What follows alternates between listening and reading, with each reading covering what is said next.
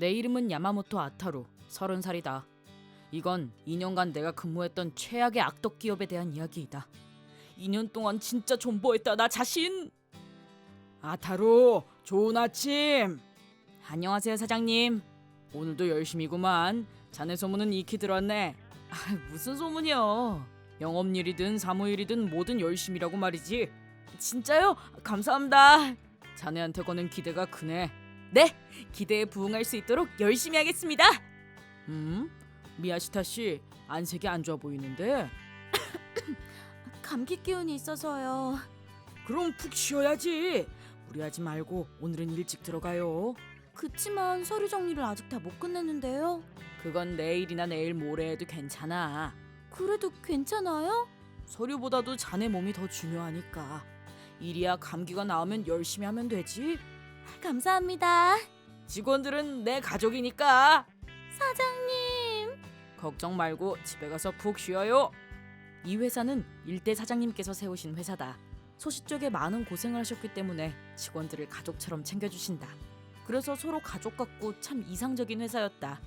내가 이렇게 좋은 회사에 들어오게 되다니 진짜 운이 좋은 것 같아. 내 말이 악덕 기업이 특실되는 요즘 세상에 화이트 기업에서 일하는 걸 감사하게 생각해야지. 하지만 내가 입사하고 5년이 지난 어느 날의 일이었다. 사장님이 쓰러지셨대. 쓰러지셨다고? 자택에서 갑자기 쓰러지셔서 구급차로 옮겨지셨대. 지금 병원에서 전화가. 진짜? 지금 의식도 없으시고 상태가 많이 안 좋으신가 봐. 하나님, 부처님, 사장님을 살려주세요. 사장님의 목숨을 살려주세요. 우리의 기도가 무색하게도 사장님은 끝내 돌아가시고 말았다. 사장님, 저희만 두고 가지 마세요. 저희가 가족이라고 하셨잖아요. 저희는 아직 사장님께 배워야 할 게 많은데. 사장님은 인망이 높으셨기 때문에 우리 외에도 많은 사람들이 사장님의 부고 소식에 슬퍼했고 장례식에도 참석했다. 하지만 그때 울지 않은 사람이 딱 한 명 있었다. 뻔뻔스러운 태도로 영정사진을 노려보던 남자. 이게 모든 악몽의 시작이었다. 사장님이 돌아가시자마자 새로운 사장님이 취임하셨다. 오늘부터 내가 사장이다. 네, 잘 잘 부탁드리겠습니다. 아버지가 어떠셨는지는 몰라도 난 나만의 방식이 있어. 네. 아버지가 엄청 잘 대해줬던 모양인데 그런 식으로는 이 회사를 운영해 나갈 수가 없어. 저 사람 어디서 본 사람 같은데? 사장님 장례식에 왔었어요. 눈물 한 방울 안 흘리길래 대체 누군가 했었는데 설마 친아들이었다니. 새 사장으로 취임한 건 사장님의 아들이었다. 대학교를 졸업하고도 놀기만 해서 취업도 못한 듯했다. 그런 사람에게 어떻게 회사를 맡기겠다는 건지 의문투성이었다. 이건 훗날 들은 이야기인데 사장님이 이 회사를 세운 것도 아들을 위해서였다. 본인이 남겨줄 수 있는 건 회사밖에 없었으니까. 그래서 아들을 후계자로 정해두고 아들이 싫다고 하면 직원들과 상의해서 사장을 정하라고 유서에 남겨둔 듯했다. 사장님을 믿고 존경하지만 이 판단은 실수하신 것 같다. 적어도 사장님이 살아계셨을 때 가르치셨어야지. 이건 그냥 어느 날 갑자기 시한폭탄을 주고 가신 거나 다름없었다. 취임 첫날부터 직원들은 모두 불안에 떨었다. 그리고 그 불안은 적중했다. 새 사장님은 난폭한 방법으로 회사를 경영하셨다. 앞으로 직원들을 소수정예로 운영할 계획이다. 그게 무슨 말씀이시죠? 필요 없는 사람은 자르겠다는 말이다. 이 회사에 필요 없는 사람은 없는데요. 내 경영 방침에 토달지 마. 하지만 너 잘리고 싶어? 난 사장이라고. 죄송합니다. 널 대신할 사람은 얼마든지 있어. 네. 조용히 내가 시키는 대로만 하면 돼. 빨리 일이나 해. 그 얘기 들었어? 사쿠마 씨가 해고당했대. 뭐? 왜? 업무 속도가 느리다고. 느린 게 아니고 신중을 가하는 거지. 대체 무슨 짓을 한 거야? 사쿠마 씨의 업무 능력이 얼마나 뛰어난데? 거래처 평판도 엄청 좋았다고. 사장님은 업무 내용을 잘 모르니까. 아무리 그래도 사쿠마 씨는 초창기 멤버셨는데. 그래서 더 눈밖에 났던 것 같아. 뭐라고? 전 사장님과 본인을 비교하는 게 싫었나 봐. 아마 전 사장님과의 사이도 예전부터 계속 안 좋았을 거야. 그럼 사장님 회사를 왜 물려받은 거냐고. 젠장. 사장님한텐 이 회사가 굴러들어온 호박이었겠지. 취직도 안 하고 놀고 먹고 있었는데 갑자기 부모님 유산에 회사까지 본인 몫이 된 셈이니까. 아, 최악이다 진짜. 그리고 새 사장님은 괜한 트집을 잡으며 마음에 안 드는 직원들을 해고시켜버렸다. 물론 방귀를 들고 거역하는 직원들도 말이다. 그 결과 30명이었던 직원이 18명까지 줄어버렸다. 나와 남겨진 직원들 모두 절망하고 말았다.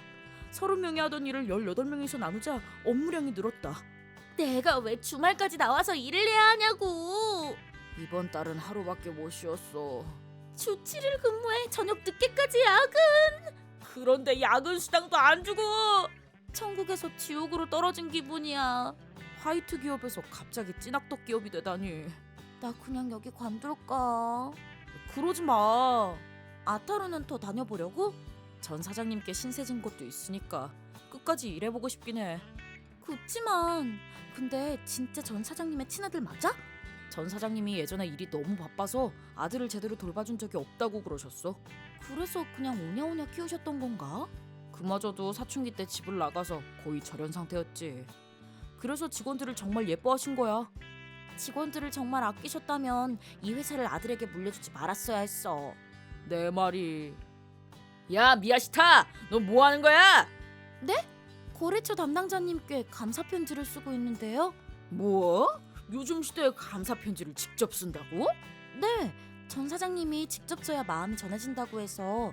그런 건 시간만 잡아먹을 뿐이야. 감사 인사는 메일로도 충분해.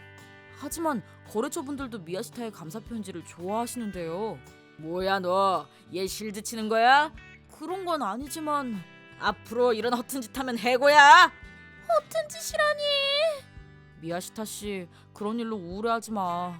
전 사장님은 글을 잘 쓴다고 칭찬해 주셔서 좋았는데. 나도 미야시타 씨가 글을 잘 쓴다고 생각해.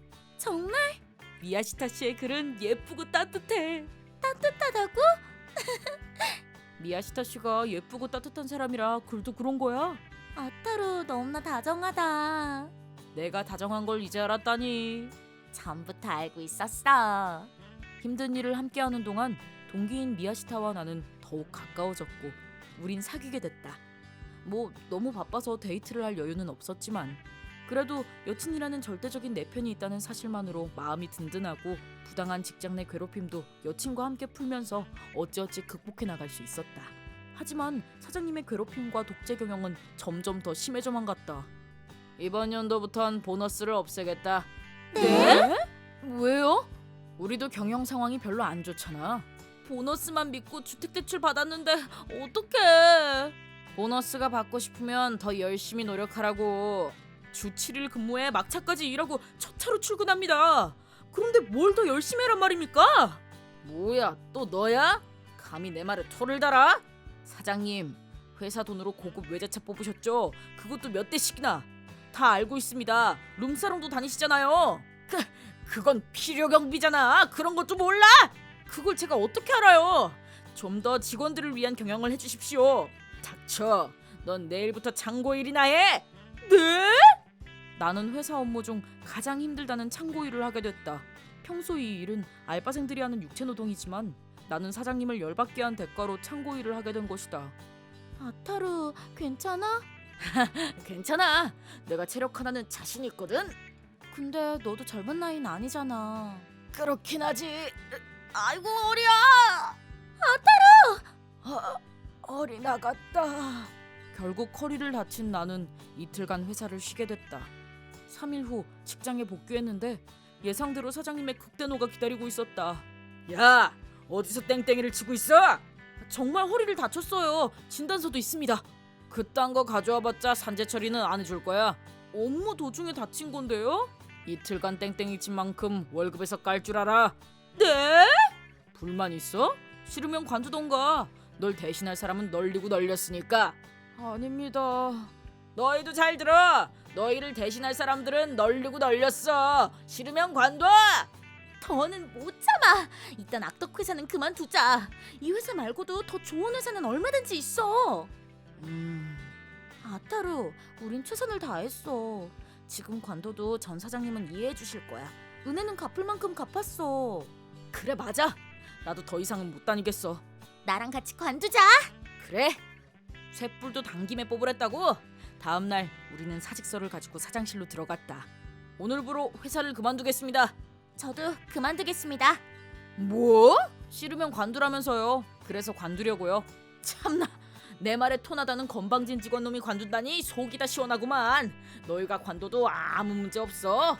그래요? 미리 말해두겠는데 퇴직금은 없어? 애초에 기대도 안 했던 거라 괜찮습니다. 인수인계 노트는 여기에 두고 갑니다. 이건 제가 다 담당하던 일들입니다. 이건 제 업무들이고요. 뭐야 이 서류들은? 모르셨어요? 보통 한 사람이 담당하는 업무량이 이 정도예요. 관둔 직원 수만큼 한 사람의 업무 부담이 늘어나는 소수정의 방식이니까요. 저희를 대신할 사람들은 얼마든지 있다면서요? 그럼 빨리 꺼져! 그럼 실례하겠습니다. 지금까지 감사했습니다 라고 할 줄 알았냐? 마지막까지 태도가 아주 불량한 놈들이구만. 빨리 나가! 이렇게 우리는 그 회사를 관두고 다른 회사에서 일하기 시작했다. 우리가 회사를 관뒀다는 소식을 들은 거래처분이 다른 회사를 소개해 주신 것이다. 요즘 그 회사 소문을 듣고 정말 많이 걱정했었어요. 직원 수가 적어도 소수정에 훌륭한 분들밖에 없었는데 정말 이상하더라고요. 후임으로 온 사장이 이렇게까지 능력이 없을 줄은 몰랐습니다. 정말 부끄러운 이야기죠. 이렇게 저희 둘 다 채용해 주셔서 감사할 따름입니다. 아니요, 오히려 이렇게 훌륭한 두 분이 와주시니 제가 더 감사하죠. 앞으로 잘 부탁드려요. 잘 부탁드립니다. 운이 좋게도 우리는 회사를 관두자마자 바로 다음 직장이 정해졌고 덕분에 돈 걱정도 덜 수 있게 됐다. 그리고 이게 얼마만인지 모를 정도로 오랜만에 쉬어보는 토요일 주말. 이런 오후 시간에 데이트를 해보는 건 처음이네. 사귀고 나서 계속 바빴으니까. 쉬는 날이 있어도 하루 종일 자느라 바빴지. 항상 수면 부족이었으니까. 내 말이 토요일에 만나서 하는 영화 데이트가 너무 신선하게 느껴지네. 진짜 나도 좀 두근거려. 근데 있잖아, 지금 다니는 회사가 진짜 짱인 것 같아. 주 2회 휴무에 야근 수당에 보너스까지 나오잖아. 뭐 그게 기본이긴 한데. 그건 그래. 근데 왠지 전 사장님 계셨을 때가 생각나서. 그러게. 그래도 이제 그 회사는 잊어버리자. 지금 회사는 우리가 사랑했던 예전의 회사가 아닌걸. 그래 맞아. 우릴 채용해준 회사를 위해서 더 열심히 일하자. 이렇게 우리는 당연히 누려야 했던 시간들을 마음껏 만끽했다. 그러던 어느 날의 일이다. 누구지? 모르는 번호인데. 네, 여보세요?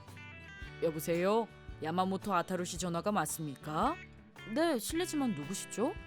저는 변호사고요. 사이토라고 합니다. 변호사요? 갑자기 왜요? 제가 무슨 잘못을 했나요? 아니요. 야마모토 씨가 이전에 다니셨던 회사 일로 전화드렸습니다.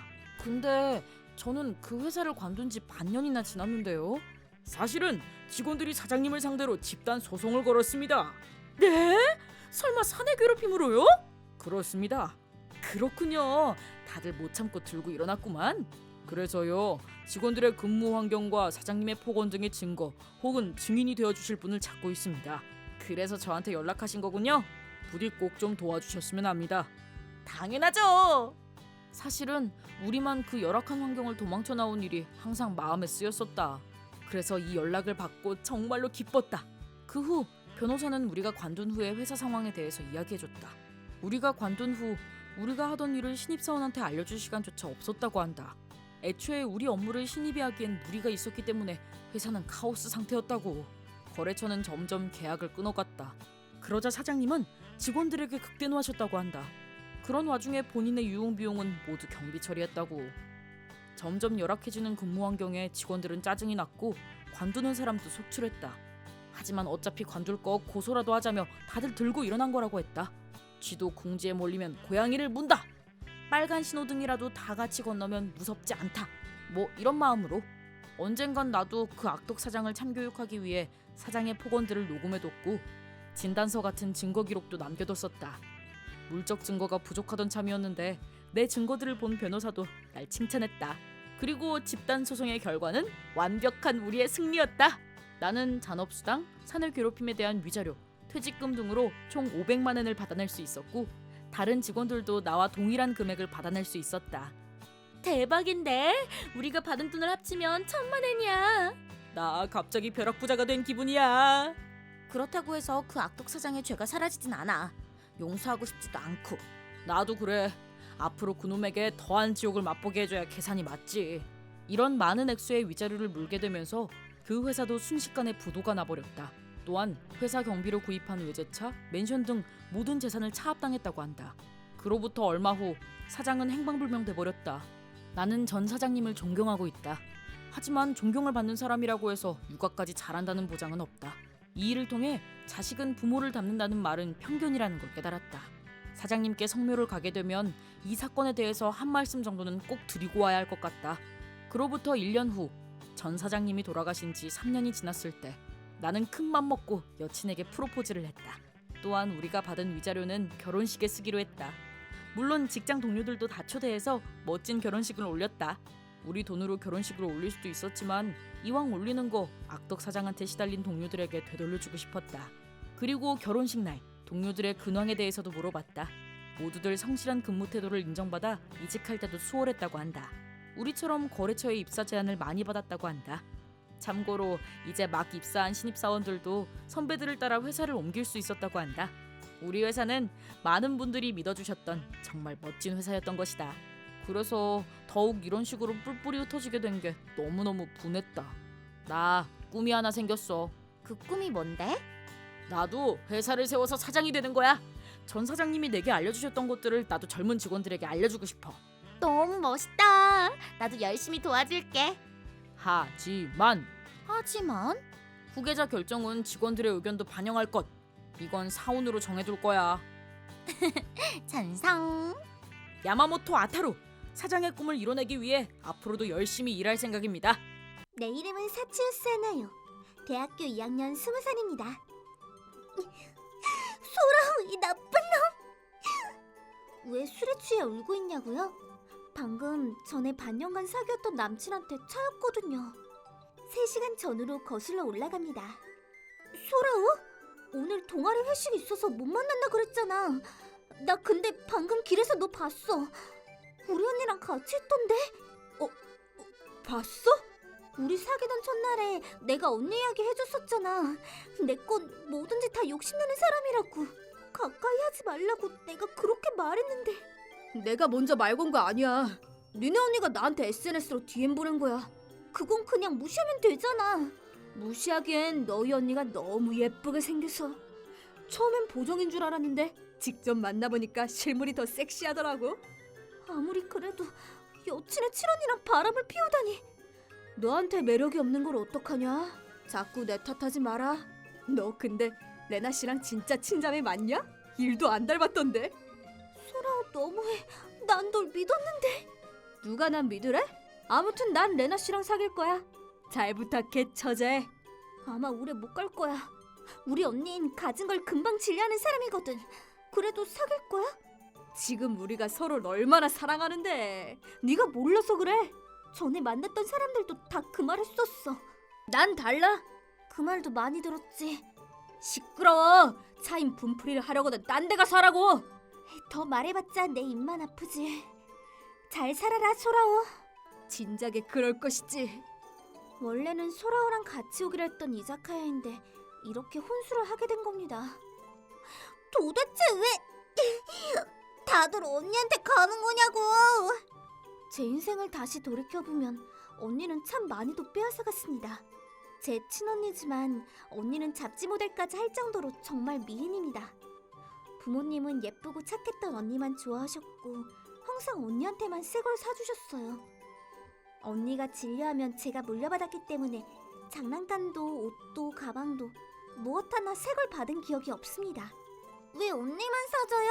저도 새 거 갖고 싶어요. 더 쓸 수 있는 건데 버리기엔 너무 아깝잖니.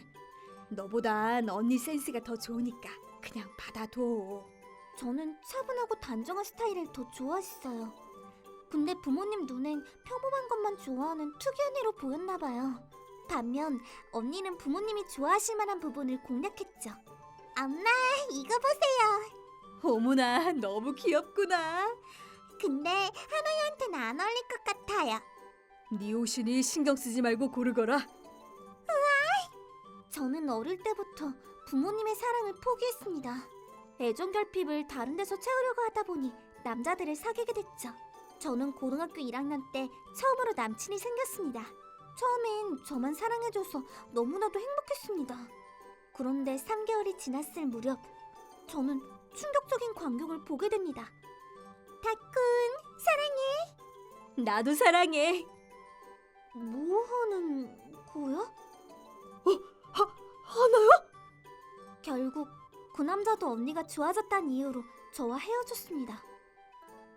그 후 두 사람은 사귀기 시작했지만 2주 만에 언니의 마음이 식으면서 파국을 맞이했어요. 전 남친은 미안하다는 듯 저를 쳐다봤지만 말도 하기 싫어서 그냥 무시했습니다. 그 이후에도 짝사랑남 혹은 남친이 생기는 족족 언니에게 빼앗겼고 언니도 사귀자마자 차는 패턴을 반복했습니다. 하나같이 예쁜 언니만 좋아했어요. 그런 언니가 미웠지만 한편으로는 저도 언니처럼 예뻐지고 싶었습니다. 그러다 보니 저도 모르게 그렇게 싫어하던 언니를 따라하게 됐어요. 언니가 머리를 자르면 저도 머리를 잘랐고 옷과 가방도 같은 브랜드 제품을 샀어요. 사실은 오늘 패션도 언니를 따라한 거예요. 하지만 아무리 노력해도 저는 저일 뿐 언니가 될 수는 없었어요. 제 자신이 너무 비참했죠. 바로 그때 하나요, 안녕. 도대체 왜 자꾸 내 남친을 빼앗아가는 거야? 언니 주변엔 남자들도 많잖아. 원래 남의 떡이 더 커 보이는 법이야. 미치. 근데 소라오랑 데이트하는 거 아니었어?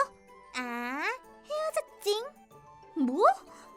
사귀는 기념으로 소라하고 가방을 사줬는데 내가 갖고 싶었던 가방이 너무 비싸다고 한 등급 낮은 걸 사주더라고.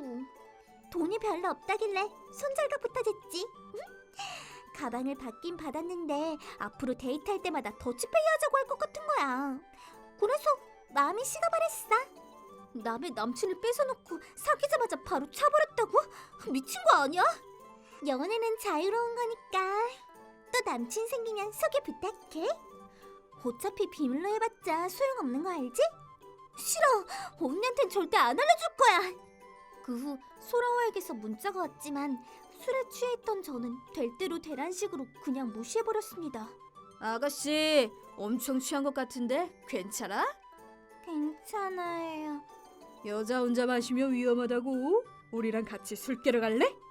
처음 보는 두 남자는 만취 상태였던 저를 데리고 가게 밖으로 나왔습니다. 도망치려고 했지만 양팔을 잡힌 데다가 혼자 서 있기조차 힘들었어요. 그대로 저는 그 남자들에게 끌려가게 됐죠. 저기서 잠깐 쉬었다 가자. 안 돼, 도망가야 해. 바로 그때였어요. 마, 지금 내 친구한테 뭐 하는 짓이노? 뭐야, 너 누구야? 리오? 말을 건 사람은 초등학교 때부터 친구였던 리오였습니다. 자, 친구다. 남자 둘이서 취한 나를 데리고 어딜 가려고? 힘들어하길래 우리가 도와주려는 거잖아. 아, 도와주려고 했다고? 하나요, 너도 얘네랑 같이 갈 끼가? 저는 혼신의 힘을 다해 고개를 옆으로 저었습니다. 정작 본인은 아니라는데. 아니라고! 얼른 가자! 그러자 리오는 핸드폰으로 전화를 걸었습니다. 거기 경찰서죠. 여기 취한 여자를 끌고 가려는 남자들이 있어서요. 야, 뭐하는 짓이야! 그래, 화낼 시간이 없을 낀데. 경찰서가 가까워가 금방 온다. 저 새끼가 이런 존못은 너나 가져라! 네 여기서 뭐하는데? 경찰은? 멍충이라. 근데 설 순 있겠나? 고마워. 마! 리오는 물로 그곳을 깨끗하게 치운 후 비틀거리는 저를 데리고 공원에 갔습니다. 뭔데? 또 남자한테 차인기가? 언니한테 뺏겼어. 뭐? 또? 또라니, 그러지 마. 니랑 사귀는 아들은 왜 죄다 니네 언니랑 사귀는데? 진짜 나쁜 놈들이네. 나보다 언니가 더 예쁘니까. 난 네가 더 예쁜 것 같은데. 아니야, 내가 더 예뻤으면 다들 바람을 안 피웠겠지. 그건 남자가 쓰레기라서 그런 거 아이가?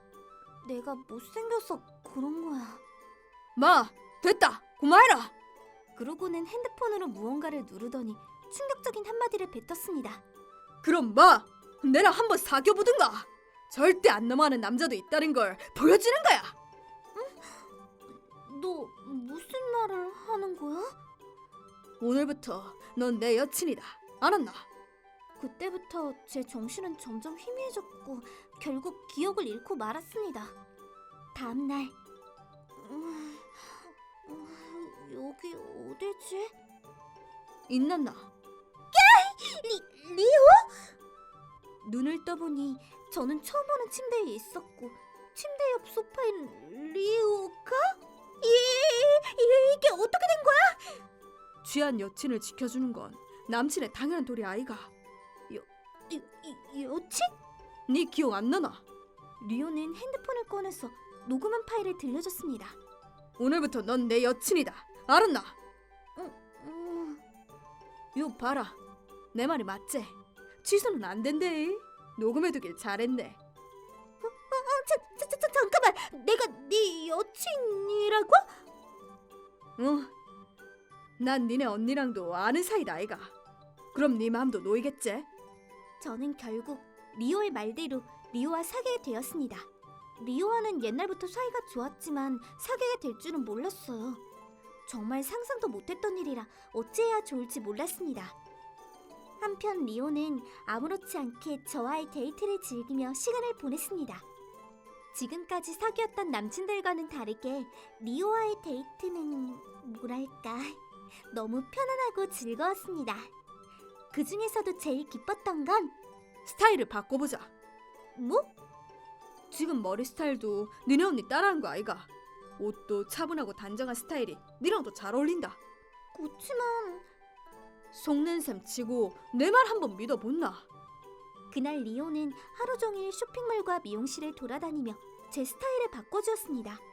그리고 역시 니는 이런 스타일이 제일 잘 어울린다. 거울 속에는 언니를 따라하기 전 평범했던 제 모습이 있었습니다. 정말 이게 더 낫다고? 당연하지. 네가 언니를 너무 의식하고 있던 기라. 앞으론 니답게 살아라. 계속해서 부정해오던 제 자신을 있는 그대로 바라봐주는 듯한 느낌에 저는 눈물이 날 것 같았습니다. 그런 리오를 사랑하기까지는 그리 긴 시간이 걸리지 않았습니다. 이렇게 가까운 곳에 리오가 있었는데 난 왜 다른 사람들을 좋아했을까? 오, 드디어 니도 내한테 반한 기가. 음... 난 옛날부터 니를 좋아했었다. 뭐? 진짜? 얼라치고는 너한테 열심히 들이댔던 것 같은데. 근데 니는 내 맘도 몰라주고 답답해 죽는 줄 알았다. 미안해. 내가 좀 둔하잖아. 됐다 마. 지금은 내 여친이다 아이가. 정말 행복했습니다. 하지만 언니의 존재가 마음에 걸렸습니다. 리오까지 빼앗길 것만 같아서 행복하면 행복해질수록 두려움도 커져갔습니다. 그러던 어느 날 리오가 한 말에 저는 깜놀하고 말았습니다.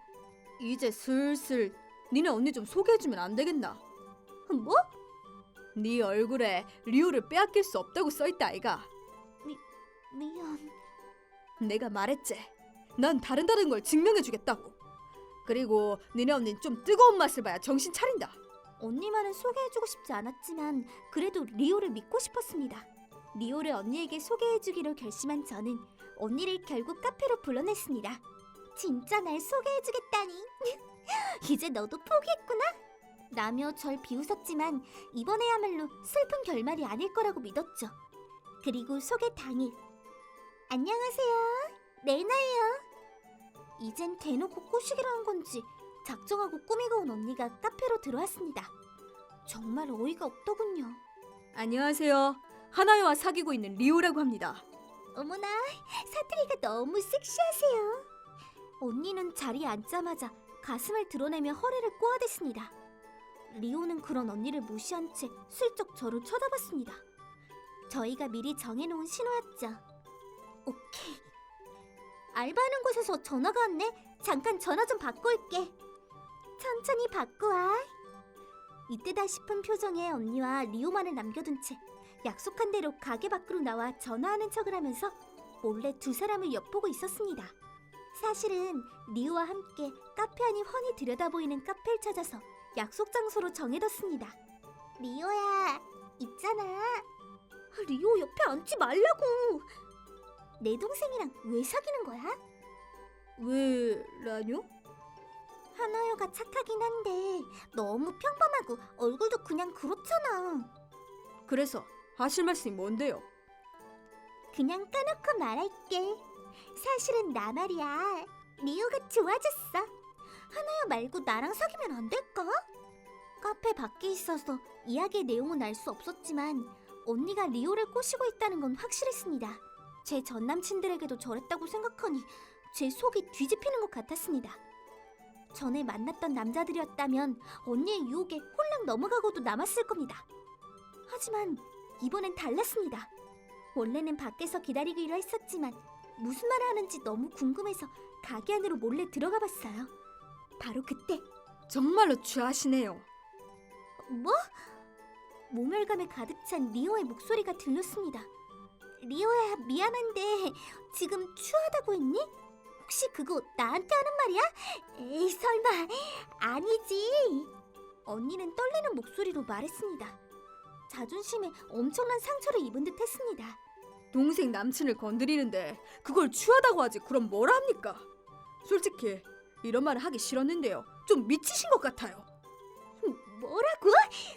근데요, 굳이 제가 아니더라도 주변에 남자도 많으실 것 같은데요. 뭐야? 너 지금 뭐라고 했어?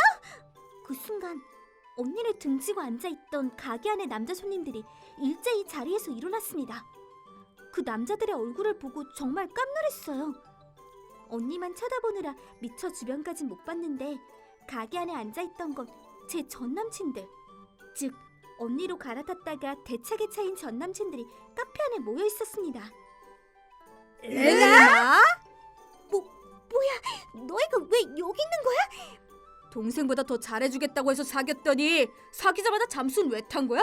난 너한테 내 용돈까지 바쳤는데 생일이라고 해서 비싼 가방까지 사줬더니 하루도 안 돼서 날 차? 내가 네 봉이냐? 날 너무 사랑한다고 조금만 떨어져 지내자고 했던 주제에 감히 딴 남자한테 꼬리를 쳐? 없는 돈까지 탈탈 털어서 잘해줬더니 내 돈 내놔! 이게 대체 어떻게 된 거야? 그쪽이 사귀었던 전남친들도 불러봤습니다. 저한테 작업을 거시르거든 전남친들과의 관계부터 정리하는 게 순서 아니겠습니까?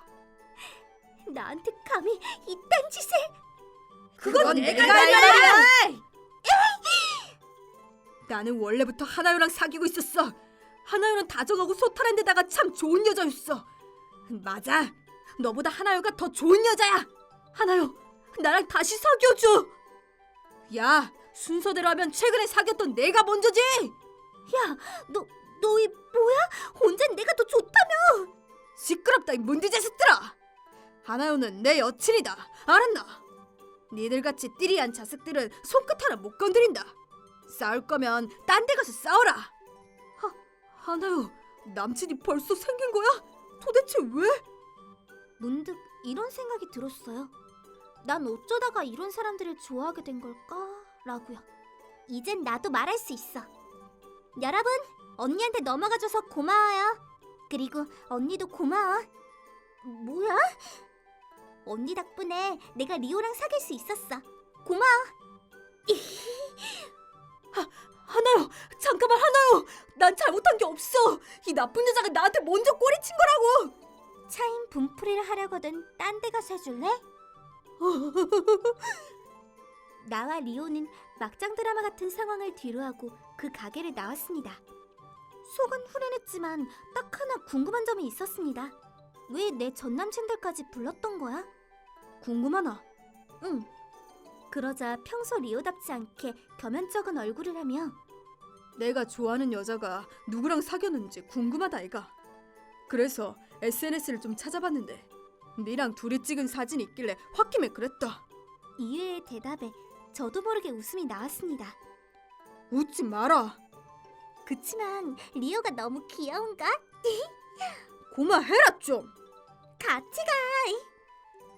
그로부터 몇 년 후 저와 리오는 결혼했습니다. 그 사이에도 언니는 리오에게 꼬리를 친 모양이지만 관심조차 받지 못했다고 합니다. 한편 간신히 전 남친들에게서 도망쳐 나온 언닌 동생의 남친을 차지하지 못한 것에 대해 큰 충격을 받은 건지 더 꼬셔내기 힘든 상대를 찾아 나섰습니다. 네, 바로 유부남이요. 꼬시는 것까진 좋았는데 상대가 넘어오면 이내 차버리는 습관을 버리지 못했죠. 그 결과 수많은 유부남들이 본인의 불리는 아내에게 고백했고 언니는 엄청난 액수의 손해배상 청구를 당했습니다. 그 사실을 알게 된 부모님마저 언니에게 극대노하셨습니다. 그 후 제게도 연락하신 부모님은 언니의 그런 행동을 알고 있었냐고 물으셨습니다. 그래서 저는 언니의 과거들을 모두 다 이야기했습니다. 제 말에 깜놀하신 부모님은 정말 미안하다며 제게 사과하셨고 앞으로는 언니를 엄하게 단속하겠다는 약속도 하셨습니다. 덕분에 부모님 때문에 생긴 응어리도 살짝 녹아내렸습니다. 부모님은 결자 해지라며 언니에게 독립할 것을 명령하셨습니다. 위자료 때문에 생긴 엄청난 액수의 빚을 갚아나가기 위해서 매일 열심히 일을 하고 있다고 합니다. 본인을 가꿀 돈조차 없어서 예뻤던 얼굴도 많이 늙어버렸다고 하네요. 이젠 아무도 언니에게 관심을 갖지 않겠죠? 제 이름은 노마루 나노. 35살이고 결혼정보회사에서 일하고 있습니다. 지금까지 저는 많은 사람들의 새 출발을 지켜보았습니다. 그중엔 엄청난 진상들도 있었죠. 오늘은 그중에서도 특히나 제 기억에 남아있는 한 여성의 이야기를 하고자 합니다. 그녀는 45세의 유키 씨입니다. 10년 동안 결혼할 상대를 찾아 헤맨 찐 베테랑으로 그녀를 거쳐간 결혼정보회사만 해도 10군데나 된다고 합니다. 첫인상은 호리호리한 몸매에 패션에 신경을 많이 쓰는 느낌이라 왜 아직도 싱글인지 의아했었어요. 하지만 첫 상담에서 결혼을 못한 이유를 알게 됐습니다. 그럼 희망하는 상대의 조건을 알려주시겠어요? 글쎄, 난 그냥 평범한 남자가 좋아. 평범한 남자요? 그 순간 안 좋은 예감이 들었습니다. 제 경험상 유키 씨가 말하는 평범은 정말 평범한 게 아니었으니까요. 제 예상대로 유키 씨는 능숙하게 조건들을 말하기 시작했습니다. 일단 학사 졸업 이상은 돼야 해. 고졸 이하는 절대 안 돼. 그리고 수입은 남자라면 800만 엔 이상은 돼야지. 아 근데 자영업은 불안하니까 좀 그렇고 회사원이면 상장 기업에 근무해야 해. 의사나 변호사 같이 자격증 가진 사람도 좋지. 키는 175cm 이상 돼야 해. 마음 같아선 180 이상이었으면 좋겠지만 하이힐을 신은 나보다 크면 되니까 키는 내가 양보할게. 나이는 가능한 한 30대로. 물론 바람 안 피우고 차분하고 성실한 성격이 좋겠어. 아 근데 너무 성실하기만 해도 재미가 없으니까 약간의 유머러스함도 필요해. 수동적인 남자는 매력이 없잖아. 데이트는 글쎄 일주일에 한 번씩은 놀러 다닐 수 있어야 해. 야경이 보이는 레스토랑을 예약해주는 남자라면 더할 나위 없겠다. 기념일을 잘 챙겨주는 것도 중요 포인트야. 그리고 난 무조건 초혼 남자만 인정해. 도대체 뭐가 평범하다는 거야? 나노, 넌 할 수 있다. 제일 인기 많은 20대 여자도 이런 조건의 남성을 만나는 건 어렵지만 솔직히 말하면 상처받으실 거야. 최대한 충격을 덜 받으시도록. 조건은 잘 들었습니다. 다만 이런 조건일 경우 소개해드릴 수 있는 남성분이 얼마 안 계십니다. 조금만 더 조건을 낮춰주실 수는 없으신지요? 에이, 이것도 많이 낮춘 건데. 이 회사에 등록된 남자들도 다 별로인가 보네. 그건 어딜 가나 마찬가지거든요. 저는 유키 씨의 프로필을 다시 확인해봤습니다. 나이 45세, 직업 파견사원, 연봉 250만 엔. 부모님과 살고 있고 결혼 후에도 부모님과 살기를 희망하고 있음. 힘들 듯. 솔직히 말하면 결혼 시장에서 여성과 남성의 수요와 공급에는 차이가 있습니다. 여성은 어느 정도 나이가 많아도 괜찮다고 하시는 분들이 많지만 대부분의 남성들은 젊은 여성들을 선호하는 경향이 있습니다. 심지어는 40대 이상의 남성들도 할 수만 있다면 20대 여성과 결혼을 원해요. 그런 분들이 꽤 계십니다. 하지만 현실은 양쪽 다 나이가 비슷한 분들끼리 결혼하는 사례가 많습니다. 유키 씨의 경우 조건을 좀 더 낮추지 않으면 만남조차 어렵다고 말할 수 있겠죠. 이건 어떠세요? 초혼 남성뿐만 아니라 재혼 남성도 괜찮다는 조건을 넣으시는 거죠. 뭐? 한 번 다녀온 남자는 싫어. 한 번 실패했던 거잖아.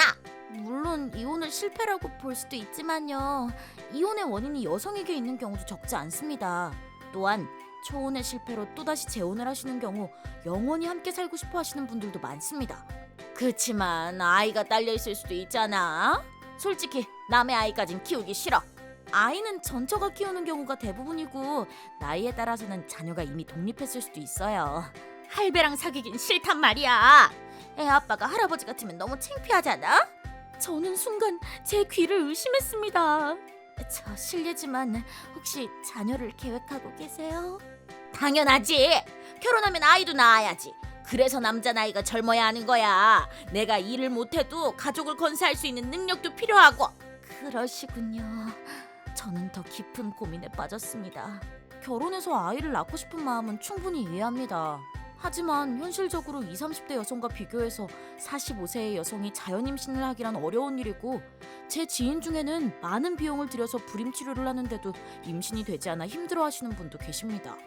설령 결혼을 한다 하더라도 임신이 당연하다고 생각하는 유키 씨의 미래가 정말 걱정됐습니다. 게다가 이 정도 연령대의 여성과 이어지는 남성 중에는 부부끼리 살고 싶다고 하는 분들도 많기 때문에 아이가 필수 조건이 된다면 유키 씨의 만남은 더욱더 어려워집니다. 하지만 유키 씨는 계속해서 제 말을 무시했고 그럼 잘 좀 부탁해요 라는 말과 무모하다 싶을 정도의 조건들만 남기고 떠나갔습니다. 하지만 저는 결혼정보회사의 직원이죠. 좀 더 많은 사람들이 행복해지길 바라는 마음으로 열심히 결혼 상대를 찾아봤지만 50살? 내가 할배는 안 된다고 말했잖아. 내 말을 뭘로 들은 거야? 연봉 500만 엔? 게다가 이름도 없는 중기업 소속이라니 절대 안 돼. 내 스타일이 아니야. 좀 더 살을 뺐으면 좋겠어. 취미가 만화책 애니메이션 감상? 더러워. 소개하는 사람마다 죄다 뺀찌를. 사실은 유키 씨에겐 말하지 않았는데요. 남성분들에게도 유키 씨를 소개해드렸어요. 하지만 그녀의 조건에 맞는 대부분의 남성들은 만남을 거부하셨죠. 판단할 수 있는 기준이 외모와 프로필 말곤 없기도 하고요. 그렇게 시간은 반년이 흘렀고 아무도 만나지 못하자 유키 씨의 인내심도 한계에 다다랐습니다. 괜찮은 남자가 한 명도 없는 거야? 와 같은 클레임이 매일매일 들어왔습니다. 하지만 바로 그때 구원자 같은 남성분이 나타났습니다. 나이는 40세. 지금까지 일만 해온 것에 후회를 느끼며 결혼할 상대를 찾고 계셨습니다. 대기업 임원직에 연봉은 1,000만 엔. 키도 크고 학력도 좋은데다 아이도 낳고 싶으시대요. 하지만 이분에게도 선택권이 있잖아요. 그래서 일단 유키 씨의 사진을 보여드렸는데 아름다운 분이네요. 만나보고 싶어요. 다른 여성분들도 많은 요청을 해주셨지만 이분을 만날 기회를 유키 씨에게도 드릴 수 있게 된 겁니다. 유키 씨도 퉁명스럽게 자기도 할 수 있으면서 왜 그렇게 시간을 끌었어? 라고 하면서도 기쁜 마음을 숨기지는 못했습니다. 양쪽의 동의를 얻은 후 회사 근처 카페에서 맞선을 하기로 했습니다. 두 사람이 잘 되길 빌면서 두근거리는 마음으로 기다리는데 두 분이 만난 지 30분 후 저기요. 네, 안녕하세요. 무슨 일이세요? 상대 여성분이 집에 가셨어요. 네? 아직 30분밖에 안 지났는데요? 남성분은 용건만 말하시고는 전화를 끊으셨어요. 저는 곧바로 유키 씨에게 전화를 했습니다. 여보세요? 유키 씨 안녕하세요. 상대 남성분에게 커피를 붓고는 그냥 카페를 나오셨다고요? 그게 정말인가요? 진짜야. 도대체 왜 그러셨어요? 왜냐면 그 남자가 장남이었거든. 네? 내가 말했지. 결혼하고 나서도 우리 부모님이랑 살아줄 남자를 찾는다고. 근데 장남을 소개해주면 어떡해? 이미 그 조건은 그분도 알고 계세요. 만약 유키 씨가 원한다면 그렇게 해도 상관없다고 말씀하셨고요. 장남의 형제라고는 여동생밖에 없는데 우리 부모님이랑 살아주겠어? 그건 유키 씨 생각이죠. 그래서 내가 커피를 부어버리고 나왔던 거야. 누굴 바보로 하나? 설령 그렇다고 해도 처음 만난 분에게 그런 행동을 하면 잘 될 일도 그르치게 된다고요. 어차피 내 마음에도 안 차는 남자인데 뭐 어때? 다음에 또 그런 놈만 데려와봐. 절대 가만히 안 있을 거니까. 유키 씨는 일방적으로 전화를 끊었습니다. 저는 다시 한번 남성분께 사죄의 연락을 드렸고 2번 다신 이런 일이 없게 하겠다고 약속했습니다. 솔직히 말해서 이분의 스펙 정도면 결혼 상대도 금방 찾을 수 있었습니다. 그 후 저는 유키 씨에게 최소한의 소개만 시켜드렸고 적극적인 소개는 피하게 됐습니다. 그렇다기보다는 그녀의 조건에 맞는 남성이 없었다고 하는 게 맞는 거겠죠. 그로부터 한 달 후 유키 씨에게서 다시 연락이 왔습니다. 이번 달에 개최하는 맞선 파티 말이야. 나도 참가할게. 제가 일하고 있는 회사에서는 희망자들에 한해 정기적인 맞선 파티를 개최하고 있습니다. 유키 씨가 그 파티에 참가하겠다고 한 겁니다. 아, 네. 참가하셔도 되는데요. 이번에 참가하시는 분들은 대부분 연령대가 젊으세요. 그래도 괜찮으세요? 젊은 남자가 온다 이거지? 그거야말로 내가 바라던 바야. 의사도 오려나? 제 말은 그게 아니고요. 저의 진심은 전하지도 못한 채 유키 씨는 자신 있게 참가할 뜻을 밝혔습니다. 하지만 파티 당일 그녀에게 생각지도 못한 일들이 벌어지면서 그녀는 현실의 냉혹함을 직시하게 됩니다. 그날 파티에는 20대 후반에서 30대 초반의 여성들과 30, 40대 남성들이 주로 참가했습니다. 모두들 진지하게 결혼 상대를 찾아 나섰죠. 별도의 파티 참가금을 지불해야 했기에 그만큼 이성의 조건을 따지는 것도 당연했습니다. 그런데 그날의 유키 씨는 마치 사바나의 맹수 같았어요. 남성들에게 엄격한 잣대를 들이미는 것은 기본, 남자들한테 들이대는 여잔 쫓아내라는 둥, 향수 냄새가 지독하니까 격리시키라는 둥, 라이벌이 될 만한 여성들에게 시비를 걸고 다니던 그때! 안녕하세요. 나이대가 저랑 비슷해 보이시네요. 파티 참가자 중 유일했던 50대 여성이 유키 씨에게 말을 걸었습니다. 처음엔 유키 씨도 기모노 차림에 고급스러워 보이는 그녀를 경계했지만 본인보다 나이가 더 많다는 걸 알게 되자 갑자기 거만한 태도로 본인 자랑을 늘어놓기 시작했습니다. 한편 그 여성분은 유키 씨의 이야기를 웃으며 잘 들어줬습니다. 저는 나이를 아름답게 먹는다는 건 저런 거구나 라는 생각을 했습니다. 좋은 남자는 찾으셨어요? 저는 딱히 없네요. 저도요. 여자분들도 다 젊은 분들 뿐이라 말을 걸기가 힘드네요. 저희와 어울리는 남자들이 좀처럼 나타나질 않네요. 아니요. 오히려 제가 말을 거는 게 죄송할 정도로 다들 나이가 젊으시다는 거였어요. 네? 무슨 말씀이세요? 나이를 먹어도 여자는 여자라고요. 서로 나이가 비슷하면 여자로서의 매력도 있겠죠. 근데 저도 이제 나이를 먹어서 그런지 어린 친구들이 아닌 제 인생의 동반자가 되어줄 분을 만났으면 해요. 나이가 어떻게 되세요? 올해로 50이에요. 나이 차이가 5살밖에 나지 않는 여성분의 이야기를 들은 유키 씨는 무척 당황해하고 있었습니다. 그럼 나이대가 높은 분들만 참가하는 파티에 가시면 되잖아요. 그렇긴 한데요. 저희 딸이 계속 참가해보자고 하는 바람에 그래서 딸이랑 가입해보고 한번 와본 거예요. 딸이요? 네, 저기 있어요. 그분이 가리킨 곳엔 많은 남성들에게 둘러싸여 있는 아름다운 여성이 있었습니다. 안타깝게도 그녀는 유키 씨가 쫓아내려고 지목했던 여자들 중 한 명이었습니다. 아직 25살이니 급할 거 없다고 그랬는데도 그저 빨리 결혼해서 엄마를 모시고 싶다고만 하네요. 그제서야 유키 씨는 무언가를 깨달았습니다. 결혼식장에서 매겨지는 본인의 가치와 젊음이라는 강한 무기를 가진 여자들이 본인의 경쟁 상대라는 사실을요. 저기 네? 말씀 좀 나눌 수 있을까요? 이야기를 걸어온 것은 30대 후반의 남성이었습니다. 유키 씨는 이것 봐, 나 아직 안 죽었다고 라는 듯한 표정을 지으며 대답했습니다. 그러죠 뭐, 대화 정도는 해드릴 수 있어요 라며 또 상대를 얕잡아봤지만 죄송합니다. 저는 이쪽 여성분과 이야기를 나누고 싶은데요. 저요? 네? 분위기가 엄청 매력적이세요. 괜찮으시다면 저와 이야기 좀 나누시겠습니까? 어머나, 제 나이가 50인데요. 사별이긴 하지만 이미 결혼도 한번 했고요. 사실은 저도 한번 다녀왔어요. 그런 건 아무 상관없습니다. 그렇게까지 말씀하신다면요. 유키 씨, 미안해요. 잠깐 좀 다녀올게요. 두 사람은 다른 테이블로 갔습니다. 혼자 남겨진 게 분했는지 계속 몸을 부들거렸지만 유키 씨는 포기하지 않고 주변을 계속 살폈습니다. 바로 그때 한 사람을 발견했습니다. 저기요! 그쪽도 이 파티에 참가하신 거예요? 그렇게 성큼성큼 다가간 사람은 그녀가 유일하게 맞선을 봤던 하이스펙의 남성분이었습니다. 그분은 유키 씨가 이 파티에 참가했다는 사실을 처음부터 알고 있었습니다. 그래서 눈에 띄지 않게 몰래 돌아다닌 건데 다른 여성과 이야기하던 중 그녀에게 들키고 만 것입니다. 그분은 놀란 얼굴로 그녀를 쳐다보았습니다. 내가 마음에 든다고 그랬잖아요. 내가 사귀어줄 수도 있는데 일단 여기서 나갈까요? 이 사람이야말로 행복회로의 끝판왕인 것 같군요. 이 모든 직원이 무례하기 짝이 없는 그녀를 말리려고 했지만 그 남성이 곧바로 단호하게 죄송합니다. 당신과는 사귈 수 없습니다. 라며 선을 그었습니다. 왜요? 데이트도 한번 했었잖아요.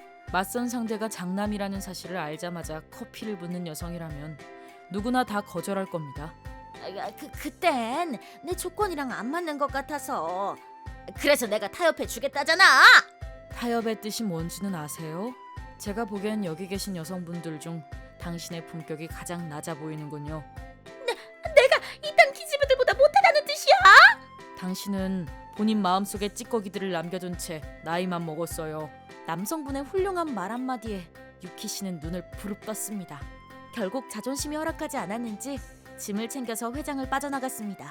그 와중에 그녀의 마지막 한마디가 진짜 대박이었어요. 괜찮은 사람 있으면 연락해. 그 외에 연락은 불어한다. 나야말로 여기 참가한 남자들 다 사절이야. 그 후 그녀의 말대로 저희가 먼저 연락하는 일은 없었습니다. 그러자 그녀는 아무도 모르게 저희 회사를 탈퇴해버렸습니다. 소문으로는 다른 결혼정보회사에 가입해서 아직도 결혼 상대를 찾고 있다고. 참고로 그 하이스펙의 남성분은 비슷한 연령대의 여성분과 교제를 시작했고, 기모노의 여성분은 그날 만났던 남성분과 잘 돼가고 있다고 합니다. 결혼하고 싶다는 마음은 결코 나쁜 게 아닙니다. 하지만 결혼 상대와 라이벌이 존재하는 이상 본인을 객관화해보는 게 중요하고, 상대에게 본인의 조건만을 강요할 것이 아니라 최대한 매너 있게 행동하는 게 중요하겠죠. 언젠가 그녀도 이 점을 깨닫고 행복한 인생을 살아가기를 멀리서나마 바랄 뿐입니다. 아스카 오빠? 기다리게 해서 미안해 희마리. 내가 걱정이라 널 2년씩이나 기다리게 했어. 하지만 이제 나도 너와 함께하고 싶다는 생각이 들어. 많이 부족하지만 그래도 나랑 결혼해줘. 좋아요. 고마워요, 아스카 오빠. 사랑해요. 내 이름은 희마리. 24살의 회사원입니다. 제 나이 10살 때 부모님에게 버림을 받게 되어 제 동생 아오이와 힘들었던 적이 있습니다. 그때 저희를 도와줬던 사람이 아스카 오빠였습니다. 얼굴은 좀 무섭게 생겼지만 저희랑 같이 살면서 연체된 세금도 내주고 학교 상담 같은 모든 일들을 오빠가 다 해결해줬습니다. 그 당시 엄마가 우리를 버린 충격으로 실어증에 걸린 아오이를 병원에 데려가서 병을 낫게 해준 것도 아스카 오빠입니다. 그 후 10년이 지난 지금도 우리 세 사람은 열심히 살아가고 있습니다. 사라진 아빠가 집에 돌아와서 저를 겁탈하려고 했을 때도 아스카 오빠가 절 도와줬습니다. 아스카 오빠는 우리가 위험할 때 언제나 달려와주는 우리의 영웅이었습니다. 그 후 저는 대학 졸업과 동시에 용기를 내서 아스카 오빠에게 고백했습니다. 저희는 띠동갑 차이예요. 오빠에게 저는 친딸 같은 존재였기 때문에 제 고백을 거절할 거란 걸 알고 있었어요. 아스카 오빠는 그 누구보다 널 가장 소중하게 아끼고 사랑해줄 성실한 남자를 만나야지 라고 했지만 아무리 생각해봐도 그 조건에 딱 맞는 사람은 아스카 오빠밖에 없었어요. 그래서 성인이 되자마자 저는 아스카 오빠가 저를 여자로 바라봐줄 때까지 계속 노력했답니다. 제 동생 아오이도 난 언니랑 아스카 오빠가 결혼하는 거 찬성이야. 아니 꼭 했으면 좋겠어 라며 절 도와주기로 약속했어요. 현재 아오이는 저희랑 같이 살고 있지 않은데 아오이가 초등학교 5학년, 제가 수능 공부를 하고 있던 고등학교 2학년 때의 일이었어요. 아스카 오빠, 언니, 나 할 말이 있어. 갑자기 무슨 할 말? 학교에서 무슨 문제라도 있었니? 사실은 학교 선생님께서 아오이는 공부를 잘하니까 기숙형 중학교를 준비해보는 게 어떠냐고 추천해주셨거든. 그렇게 말하면서 아오이가 건넨 건 모니로보 기숙학교의 지원서였어요. 초엘리트만 갈 수 있고 일본의 미래를 책임질 인재를 육성하는 곳으로 유명한 학교였죠. 물론 시험에 합격하지 못할 수도 있고 학비도 엄청 비싸. 두 사람이 반대하면 나도 안 갈게. 으이구, 우리가 반대를 왜 하겠어. 오히려 아오이의 재능을 알아봐 주신 선생님께 감사한걸? 내 말이 나도 공부 잘하는 아오이를 볼 때마다 항상 신기해. 그 시험 꼭 봐. 화이팅! 그치만 학비가... 아, 이 얘기를 할 때가 온 것 같군. 두 사람은 내가 무슨 일을 하는지 아직 잘 모르지? 아스카 오빠가 철저하게 비밀로 하니까 그렇지. 미안. 나도 옛날엔 너희 둘 키우느라 투잡 3잡까지 뛰었거든. 근데 지금은 루키 건설사에서 현장 감독을 하고 있어. 루키 건설사면 초인류 대기업 건설사잖아. 사실은 아는 선배가 거기 계셔서 나도 알바로 들어가게 됐거든. 열심히 자격증도 딴 덕분에 3년 전부터는 현장 감독으로 일하게 됐어. 월급도 괜찮고 이 집 대출도 벌써 다 갚아놨어. 희마리도 대학교는 학자금 대출로 간다고 했으니까 아무 걱정 말고 중학교 입시만 열심히 준비하면 돼.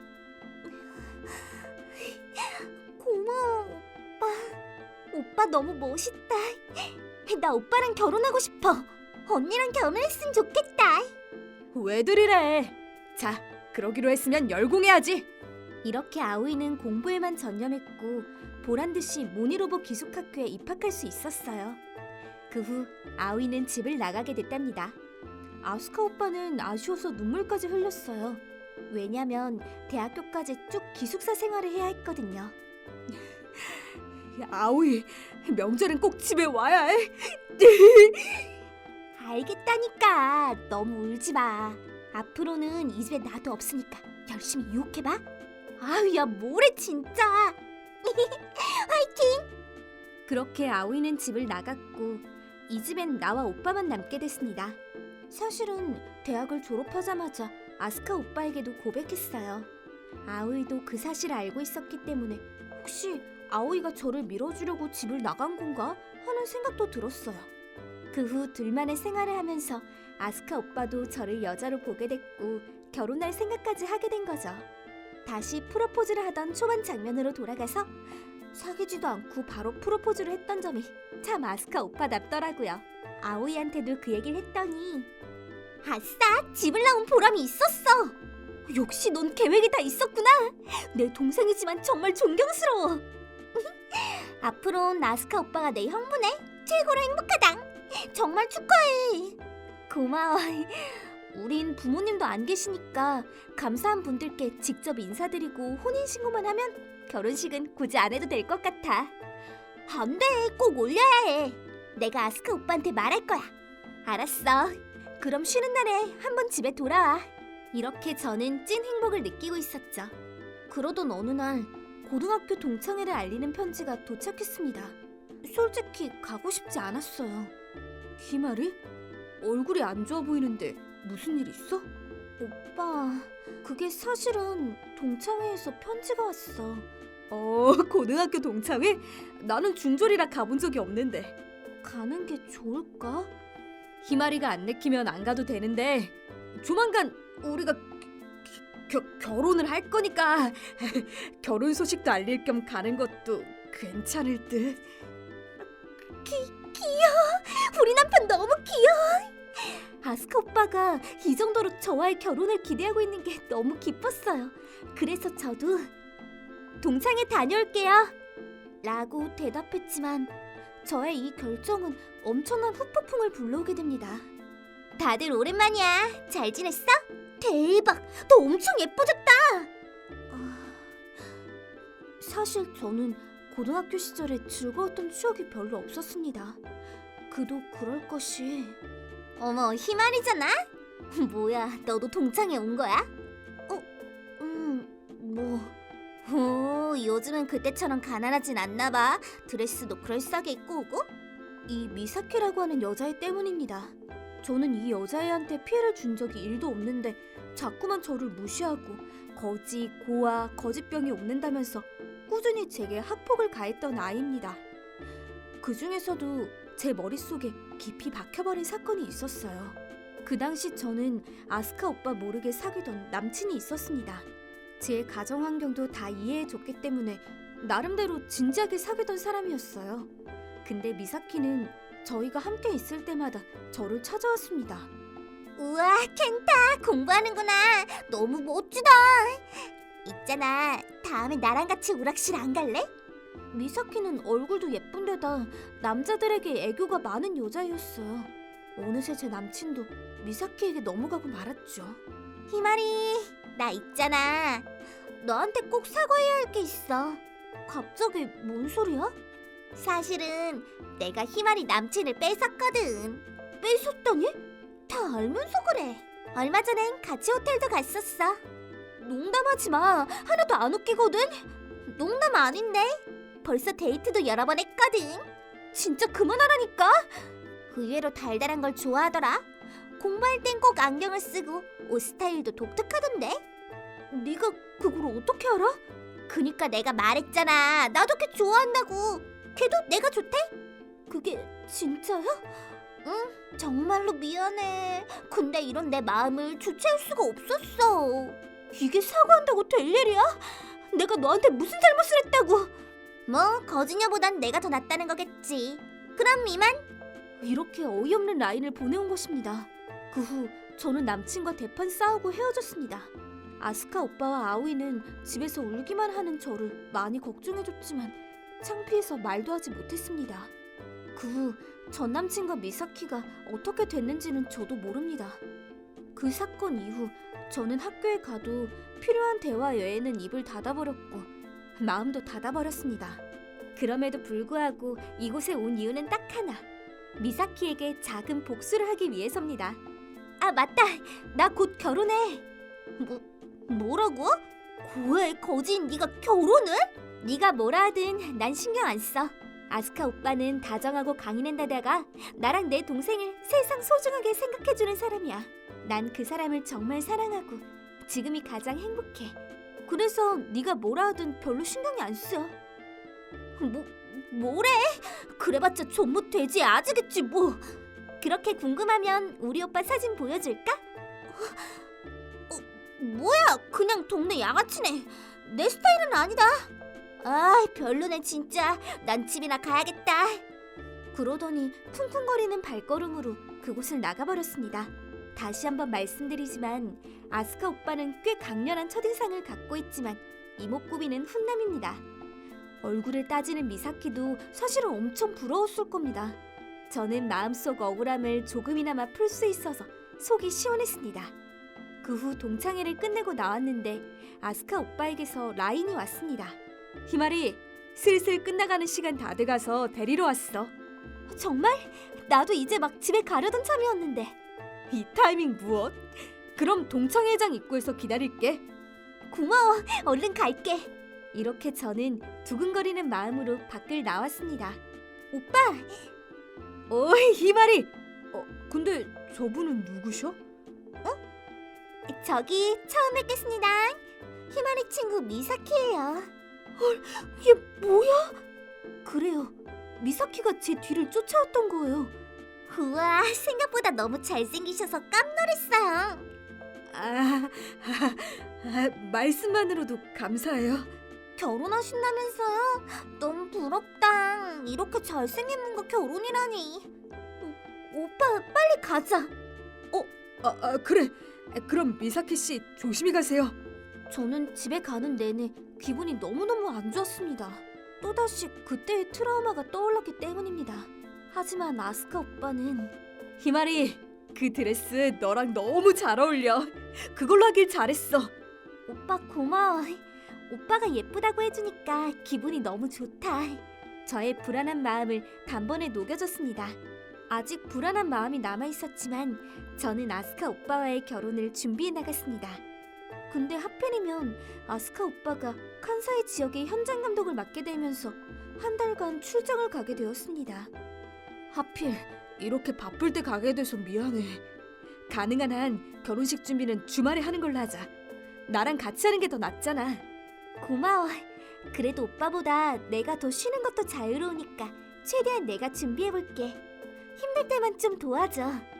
미안해 금지. 우리 서로 열심히 하면 되지. 이렇게 오빠는 출장에 갔고 저는 일과 결혼식 준비로 바쁜 시간을 보내게 됐어요. 덕분에 미사키와의 일도 새까맣게 잊게 됐죠. 그러던 어느 날 미사키에게서 라인이 왔습니다. 희마리 미안. 사실은 희마리한테 사과하고 싶은 일이 있어. 뭔데? 나 지금 결혼식 준비 때문에 바쁘거든. 내가 희마리의 약혼남을 빼앗은 것 같아. 있잖아, 제발 좀 그만해줄래? 농담치고 수준이 너무 악질적이잖아. 농담 아니야. 나도 오빠를 좋아하고 오빠도 나랑 같은 마음이래. 정말로 미안해. 난 안 믿어. 아스카 오빠가 출장 와서 살고 있는 아파트 꽤 괜찮더라. 1층 맨 끝집인데 집안도 엄청 깔끔해. 근데 생각보다 파자마 취향이 너무 귀엽더라. 그런 엉뚱함조차 너무 멋지지만 왜 또 그런 짓을? 대체 왜? 내가 너한테 뭘 잘못했길래? 대체 나한테 왜 그러는 거야? 어쩔 수 없지. 하늘이 맺어준 인연이니까. 아스카 오빠야말로 내 운명의 상대야. 난 확신해. 오빠도 나랑 같은 생각이고. 정말 미안하게 됐어, 희마리. 저는 그날의 강렬한 데자뷰와 함께 현기증이 났습니다. 설마 고등학교 시절의 그 사건을 또다시 겪게 되다니. 하지만 아스카 오빠가 저를 배신하고 제 고등학교 동창에게 넘어갔다는 말이 도저히 믿기지 않았어요. 아스카 오빠는 이 세상에서 제가 제일 믿고 있는 사람이니까요. 하지만 미사키는 오빠가 살고 있는 곳도 알고 있었고 한 달 출장으로 빌린 아파트도 자세히 알고 있었습니다.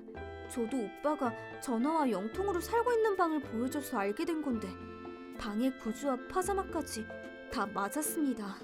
아스카 오빠가 설마... 안 돼. 저의 의심은 점점 꼬리에 꼬리를 물어갔습니다. 그래서 아오이에게 이 고민을 털어놓기로 했습니다. 뭐? 뭐야 그게? 말도 안 돼. 도대체 내가 뭘 믿어야 할지 모르겠어. 언니 내 말 잘 들어. 아스카 오빠가 우릴 배신했을 것 같아? 아니, 내 생각도 같아. 그 미사키란 여자가 우리 몰래 무슨 일을 꾸미고 있는 게 분명해. 아오이, 나도 그 여자에 대해서 최대한 조사해볼게.